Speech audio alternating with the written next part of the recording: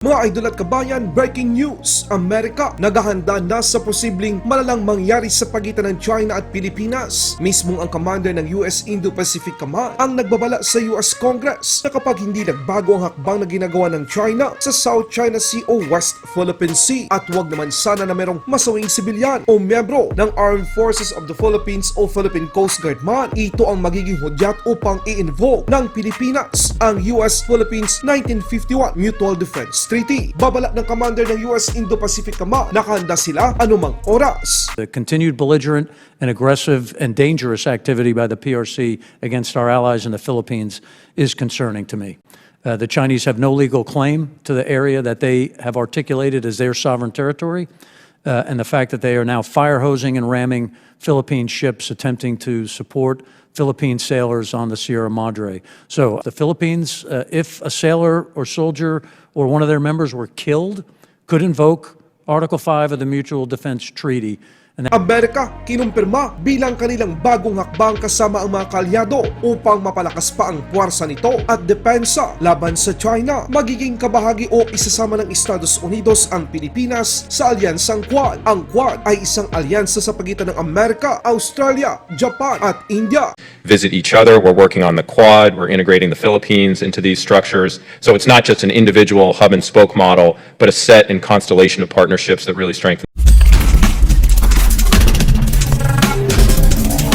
China, sinabing ayaw nitong sumali ang Amerika sa issue ng South China Sea o West Philippine Sea. Ang hindi alam ng China, naghahanda na ang militar ng Amerika sa mga gagawin nito, partikular na ang Indo-Pacific Command o kilala din sa tawag na Indo-PACOM, sa posibleng paggamit ng China ng dahas sa iba't ibang mga bansa tulad ng Pilipinas upang igiit nito ang kanilang iligal na pag-aangkin sa mga karagatan at isla sa South China Sea o West Philippine Sea. May ilan sa atin na duda pa rin sa kasunduan ng US-Philippines 1951 Mutual Defense Treaty at kung talagang tutulong ba ang Amerika sa Pilipinas sa oras na merong nasawing Pilipino dahil sa kagagawan at karahasan ng China. Mismong si Indo-Pacific Commander John Aquilino ang nagsabi sa Kongreso ng Amerika nitong nakarang araw na hotspot ngayon ang South China Sea o West Philippine Sea dahil sa People's Republic of China. Ang ginagawang mapanganib at marahas na mga aktibidad laban sa kaalyado ng Amerika ang Pilipinas ay nakababahala para sa kanya dahil kapag hindi nagbago ang mahakbang ng China at merong nasawi sa mga Pilipinong sibilyan o militar man, ito ang magiging dahilan upang i-invoke ang Article 5 ng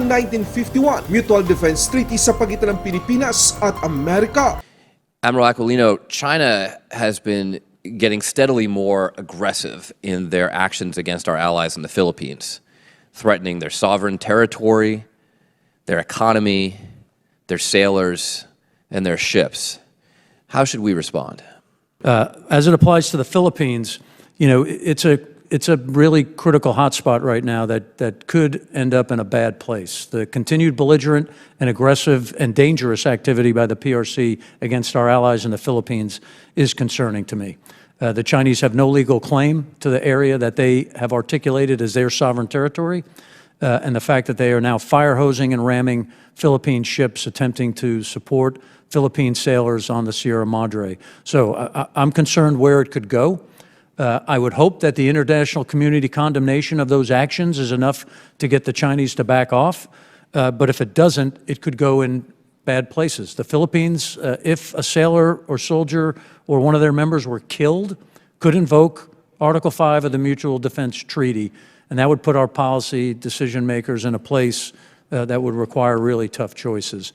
It would be my requirement and responsibility to provide the Secretary with options if that were to happen. Ang Indo-Pacific Command ay nakatuon sa 38 mga bansa kabilang na ang China, North Korea, Japan, South Korea, Taiwan, Pilipinas, Australia, Vietnam at iba pang mga bansa na inyong nakikita sa mapa. 5 sa mga bansa na kabilang sa Indo-Pacific region ay mayroong ugnayang militar sa Amerika. Ito ang Pilipinas, Japan, South Korea, Australia at Thailand. At 4 sa mga bansa na ito ay inaangkin ng China ang kanilang mga karagatan o nasasakupan. Kaya ang pakiusap ng China na huwag makialam ang Amerika sa mga issue na ito ay isang kahibangan. Nagkamali sila ng inakala nila dahil hanggat merong ugnayan sa seguridad ang mga bansa na ito sa Estados Unidos, obligado ang Amerika na pumasok sa eksena. Dagdag pa dito, sinabi ng isang kongresista sa Amerika kung ano-anong mga bansa ang posibleng katuwang ng Amerika Amerika kung sakaling maisipan ng China na umatake. Inihayag ng Assistant Secretary of Defense for Indo-Pacific Security Affairs na si Dr. Eli Ratner na isa sa maituturing na malakas na kaalyado nito ay ang Japan, South Korea, Pilipinas, India, Australia at iba pang mga partners nito sa ASEAN. Sinabi din ni Dr. Eli Ratner na ini-integrate ng Amerika ang Pilipinas sa Quad. Ang Quad o Quadrilateral Security Dialogue, ito ay binubuo ng mga bansa tulad ng Australia, India, Japan at Amerika at ang posibleng pagpasok ng Pilipinas sa alyansang ito.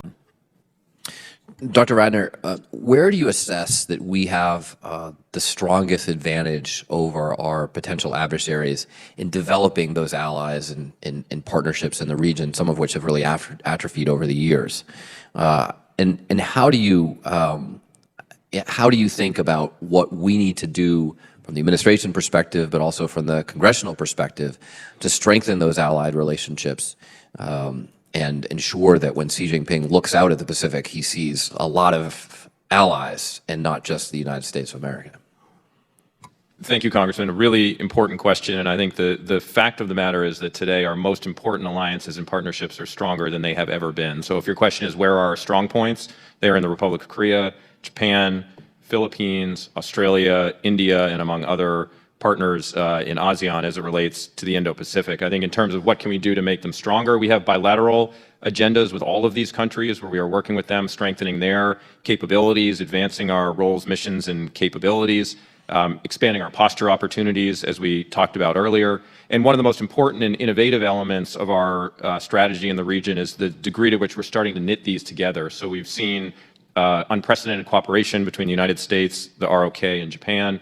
We're seeing unprecedented cooperation between the United States, Japan, and Australia, where they have designed their own access agreements, and we have now seen F-35s from both countries visit each other. We're working on the Quad. We're integrating the Philippines into these structures. So it's not just an individual hub-and-spoke model, but a set and constellation of partnerships that really strengthen. Ang video na ito ay hatid sa inyo ng 1xBet, isang legit betting site sa mundo. Para mag-register, pumunta lang kayo sa 1xBet website at tingnan ng 1x Games. Under the 1x Games, marami kayong pwedeng pagpipilian. Good news! Dahil tuloy-tuloy ang pagbibigay ng hanggang 7,800 na bonus sa una niyong deposit gamit ang promo code na inyong nakita sa screen. Pwede rin makita ang promo code at link sa description at comment section ng video na ito para makuha ang inyong bonus. Matapos mag-register, pwede kayong mag-deposit gamit ang iba't ibang payment method. Ganon din sa pag-withdraw ng inyong pera.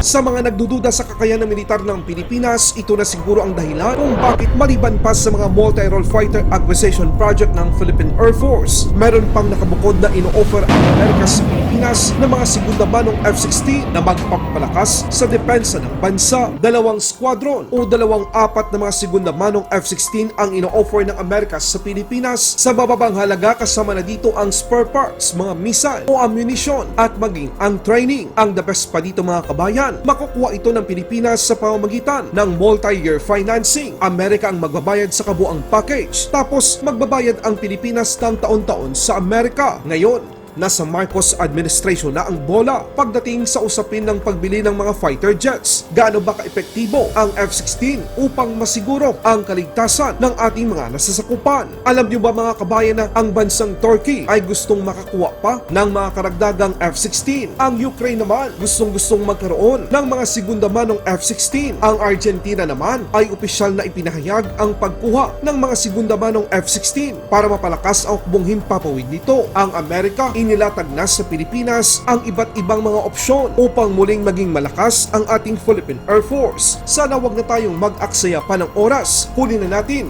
ang mga ito sa lalong madaling panahon. Laban Pinas.